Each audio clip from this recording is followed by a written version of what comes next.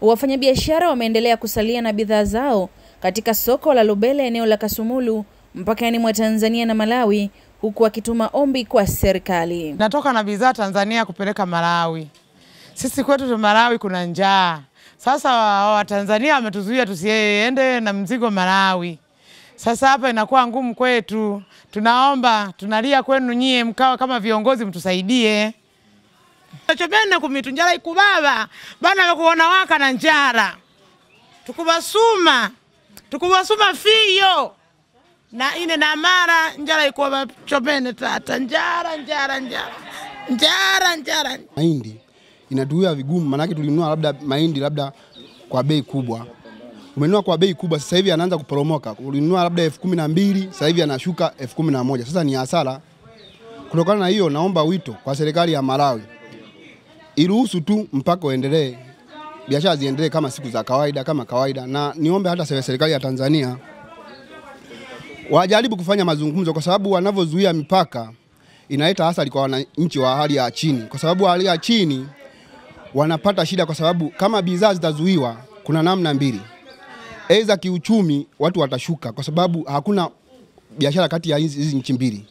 Maana tutakuwa na usumbufu fulani. Mahindi yamekuja yana wiki 2 hapa boda. Lakini tumeshindwa kuuza vipeto kama hivi hapa. Ilitarajiwa vitoke baada ya siku 2 au baada ya siku 1. Lakini mpaka sasa hivi wiki 2 viko hapa. Na hii kazi si ndio inatupatia angarau hata kusomesha watoto, kula hapo. Yaani prosesi zote zinahitajika hapa. Kwa sisi tunashindwa, sisi wa hali ya chini tunaathirika hata kama serikali ndio inaweza kufuata mkondo wake, kwa sababu labda wenzetu huku wamefanya vurugu kama hiyo, lakini sisi wa hali ya chini ndio tunaoathirika. Wafanyabiashara wa mboga na madereva nao ni waathirika wa sakata hili, na hapa au wanaeleza. Mkubwa sana ndugu zetu wa Malawi. Walikuwa wanakuja huko wananunua vitu na sisi tunapata hela, tunabadilishana. Lakini sasa hivi kwa wamefunga mipaka kweli hawaji. Konya zetu zinaharibika, mboga zetu zinaharibika. Kwa tunaomba tume ya Malawi na tume ya Tanzania wakae chini ili waongee yaisha. Ili tuendelee kufunguliwa mipaka, tuendelee kufanya biashara. Hali imekuwa ni ngumu sana kwa sisi ngazi za chini. Tunaumia, hata kisaikolojia tumeumia yani. Hizi viazi viko humu store bado ni vingi tu na vingine vinaoza.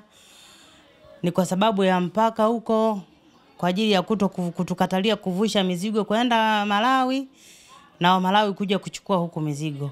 Kwa hii kwa kweli kwa kwetu hapa imekuwa ni changamoto.